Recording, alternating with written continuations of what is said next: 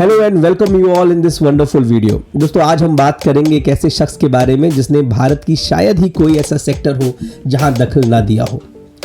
सहारा प्रणाम एक ऐसा शब्द जो हम सभी ने एक समय सुना है, चाहे वो टीम इंडिया की जर्सी हो जहां सहारा का हमने नाम सुना, चाहे वो टीवी चैनल्स हो, चाहे वो रियल एस्टेट हो, चाहे वो एविएशन हो, सहारा सिटी हो या एम्बी वैली नाम का एक सबसे बड़ा प्रोजेक्ट हो।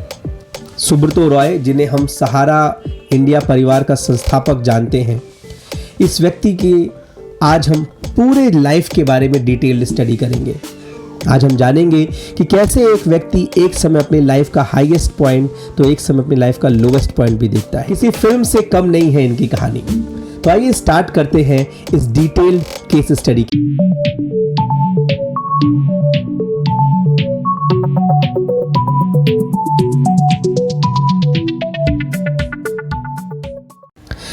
जून 1948 को इनका जन्म हुआ बिहार के एक छोटे से जिले अररिया में।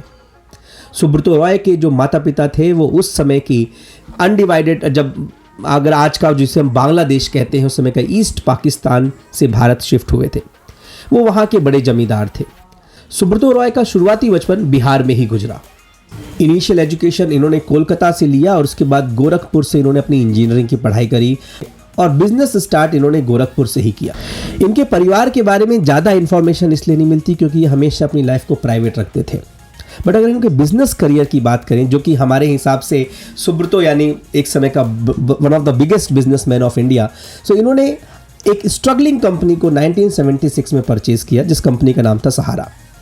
1976 में परचेज करने के बाद इन्होंने उसमें कुछ चेंजेस लाए और एक पुरानी कंपनी थी पियरलेस नाम की, उस कंपनी के मॉडल को इन्होंने अपनाया। इनका जो बेसिक मॉडल था वो ये था, अगर सिंपल शब्दों में बताया जाए तो ये लोगों से छोटे छोटे अमाउंट में पैसा लेते थे और उस पैसे को ये किसी प्रोजेक्ट में इन्वेस्ट करते थे और फिर वो जो प्रॉफिट मिलता था वो लोगों के साथ शेयर करते थे। ठीक कॉन्सेप्ट है और इसे कहीं ना कहीं हम चिट फंड के नाम से भी जानते हैं, क्योंकि कई बार ऐसा देखा गया है कि लोग बड़े लालच के चक्कर में पैसा लगा देते हैं और इसीलिए सहारा परिवार डूबा भी।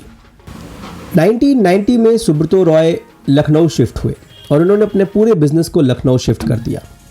और एक टर्म है कॉन्ग्लोमरेट, यानी एक ऐसी कंपनी जिसके अंडर में बहुत सारी छोटी छोटी कंपनियां होती हैं। एक समय ये भारत की वन ऑफ द लार्जेस्ट ऐसी कंपनी थी। भारत का शायद ही ऐसा कोई सेक्टर हो जहां पर इन्होंने अपना हाथ ना आजमाया हो, फिर वो चाहे रियल एस्टेट हो, एविएशन हो, टीवी इंडस्ट्री हो, फिल्म्स हो, और भी कई सारे नाम आपने सहारा के नाम से सुने होंगे। सहारा प्रणाम एक ऐसा शब्द जो एक समय का सबसे ज़्यादा मेरे हिसाब से सुने जाने वाला शब्दों में आ सकता है। हमारे आसपास भी कई सारे लोग रहते थे जो इनसे जुड़े हुए थे और सहारा प्रणाम एक समय का आप कह सकते हैं बहुत ही बड़ा नेशनलाइज्ड टीवी एड भी बना था। मुझे याद है काफ़ी सारे बड़े बड़े फिल्म स्टार्स उसमें आया करते थे और सहारा प्रणाम किया करते थे।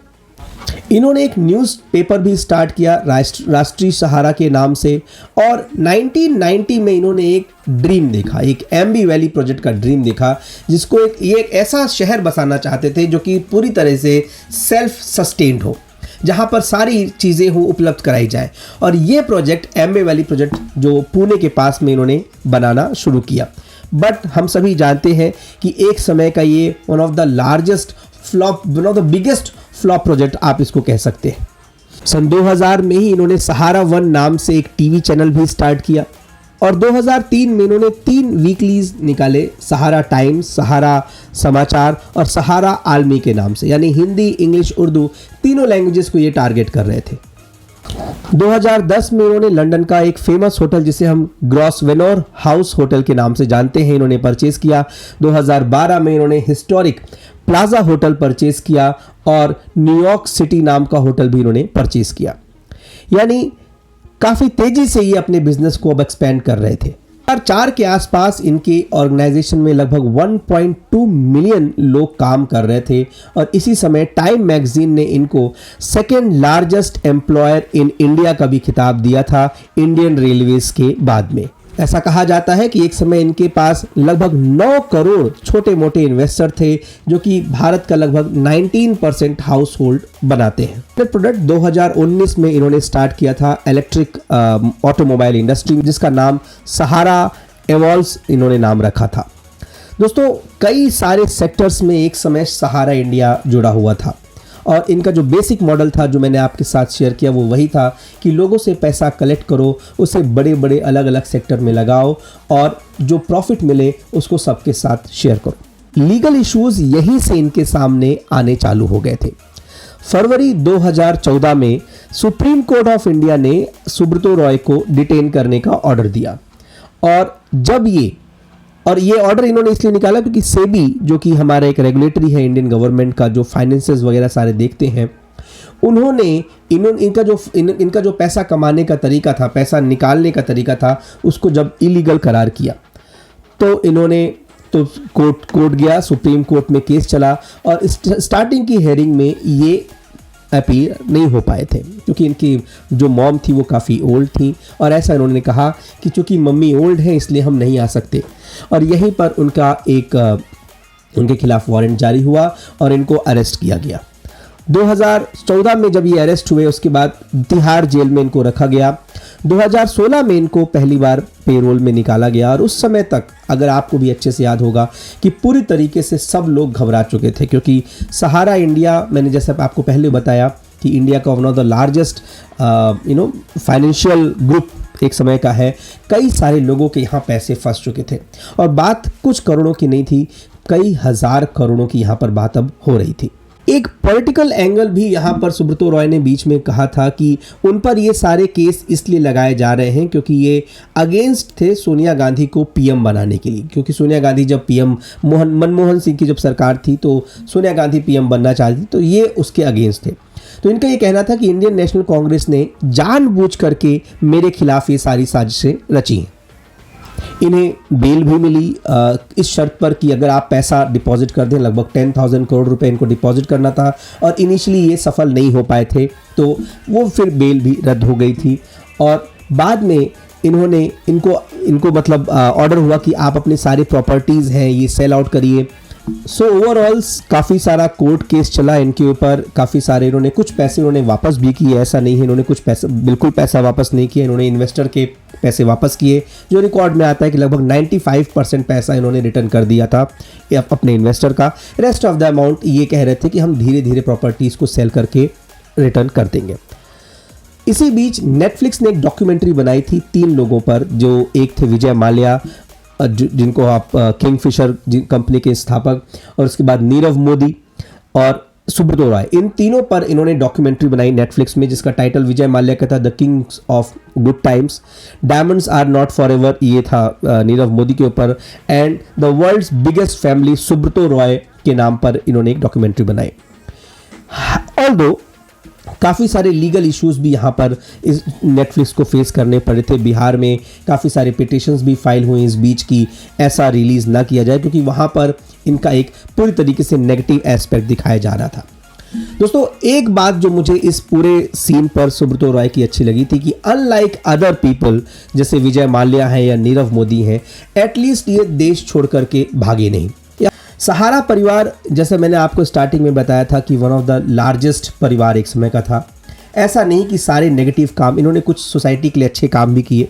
ह्यूमैनिटेरियन ग्राउंड में अगर आपको याद होगा, जब 2013 में बाढ़ आई थी तो इन्होंने काफ़ी सारे हेल्थ यूनिट भी वहाँ पर फ्री ऑफ कॉस्ट प्रोवाइड करवाए थे और जब कारगिल वॉर हुआ था तब भी इन्होंने लगभग 125 परिवारों की इन्होंने मदद करी थी।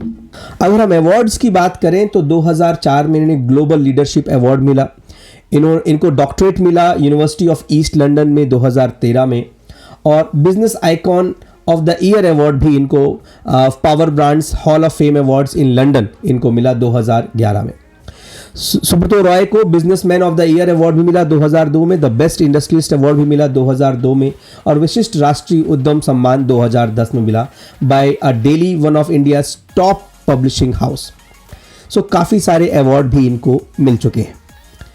हाल ही में ये सुर्खियों पर इसलिए आए क्योंकि 14 नवंबर 2023 को इनकी डेथ हुई बॉम्बे के एक private hospital Kokilaben Ambani hospital में इनकी डेथ हुई।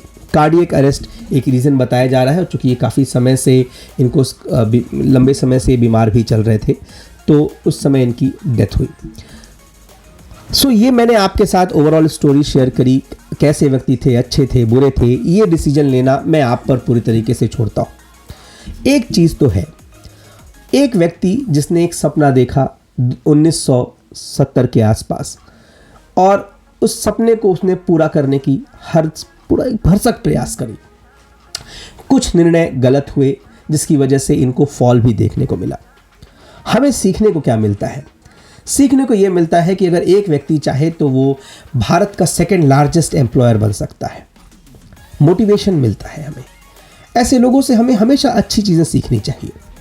क्या नहीं सीखना चाहिए, या क्या गलतियां हमें इनसे सीखने को मिलती हैं?